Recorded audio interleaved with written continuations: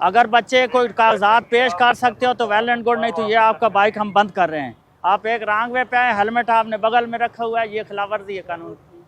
हाँ, शनाख्ती card number बोलें।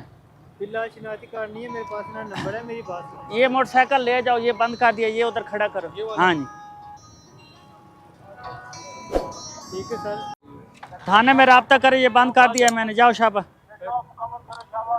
ये आपके नंबर पे सेंड कर रहा हूँ उधर। फिर दूसरा ले जाओ।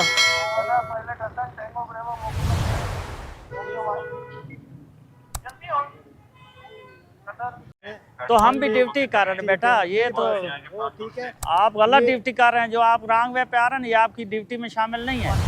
आप सर इंशाल्लाह आप अपनी ड्यूटी को धोखा दे रहे हैं, आप जिंदगी को धोखा दे रहे हैं। आगे जान को खतरा है, आने वाला आपके ऊपर चढ़ जाए, उसकी भी जान का खतरा, आपकी जान का भी खतरा है फिर। मैं समझता हूँ। और हेलमेट आपने इधर रखा हो, ये तो सर पे रखना चाहिए। कसम से मैं 3-4 दफा